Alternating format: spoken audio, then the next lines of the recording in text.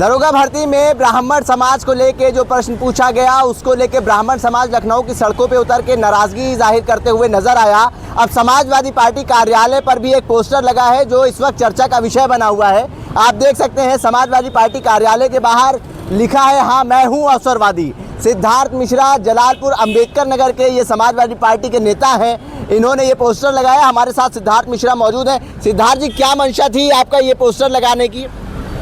क्योंकि दरोगा भर्ती परीक्षा में जो एक विवादित प्रश्न पूछा गया, इसमें पूरे ब्राह्मण समाज, जिससे पूरा ब्राह्मण समाज आक्रोशित है, इसलिए हमने ये पोस्टर लगाया है। और ब्राह्मण समाज को जब 2027 में अवसर मिलेगा तो उस अवसर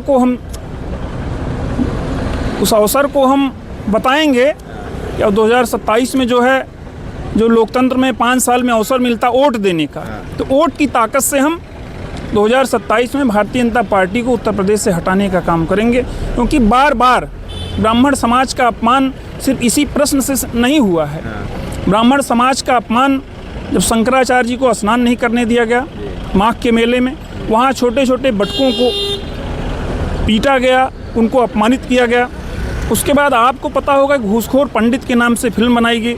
और आज अभी सुबह उत्तर प्रदेश के प्राइमरी स्कूलों में संस्कृत के पेपर में फिर एक बार विवादित प्रश्न पूछा गया, जिनमें ब्राह्मण समाज का स्वाभिमान और सम्मान लगातार भारतीय जनता पार्टी की सरकार में प्रभावित हो रहा है। और सरकार भारतीय जनता पार्टी की है, इसीलिए हम सरकार से पूछना चाहते हैं कि आखिर पेपर जो प्रश्न पत्र बनता है उसमें 5-5 चरणों से होकर गुजरता है।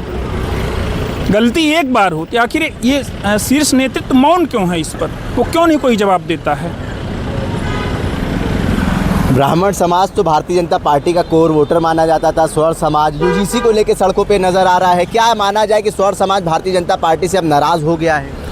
ब्राह्मण समाज ने ही उत्तर प्रदेश में भारतीय जनता पार्टी की सरकार बनाई थी, लेकिन अब ब्राह्मण समाज भारतीय जनता पार्टी के लगातार इस अपमान से आक्रोशित है। और 2027 में भारतीय जनता पार्टी को ये बताएगा कि हमें अवसर मिला वोट देने का और हम आपको सत्ता से बाहर करके ही दम लेंगे। अभी हमने तमाम ब्राह्मण समाज के नेतृत्व करने वाले नेताओं से बात करी, ब्राह्मण सेना के जो पदाधिकारी थे उनसे बात करी, करणी सेना के पदाधिकारियों से बात करी। कह रहे देखिए भारतीय जनता पार्टी को तो हमने जिताया, लेकिन उसमें अब अपमानित हो गए, अब हम विकल्प ढूंढ रहे हैं। तो आपके ऊपर बड़ी जिम्मेदारी बनती है कि आप उन ब्राह्मण और स्वर्ण समाज के नेताओं को समाजवादी पार्टी की तरफ कैसे जोड़ेंगे? वो तो अवसर ढूंढ रहे हैं, वो विकल्प ढूंढ रहे हैं, कहाँ जाएं?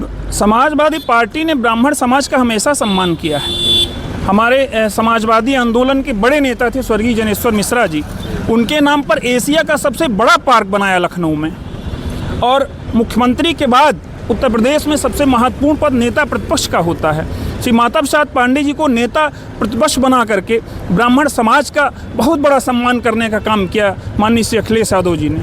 और ब्राह्मण समाज अब संकल्पित हो चुका है कि 2027 में इस अपमान का हम बदला लेंगे और भारतीय जनता पार्टी को उत्तर प्रदेश की सरकार से उखाड़ फेंकने का काम करेंगे। आपने देखा था वो शीतकालीन सत्र चल रहा था, लिट्टी चौका पे बैठक हुई, एनडीए गठबंधन के तमाम ब्राह्मण समाज के विधायक इकट्ठा हुए और ब्राह्मण समाज के जो दिक्कतें हैं उस पर चिंतन मंथन कर रहे थे। ब्राह्मण समाज के लोग के आगे की रणनीति तैयार कर रहे थे।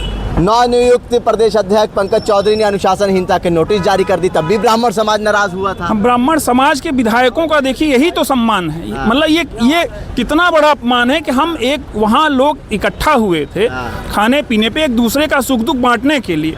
मतलब हमको आप रोने भी नहीं देंगे, हमको आप अपने सुख दुख अपनी बातें भी नहीं करने देंगे, और ये बहुत बड़ा दुखद है।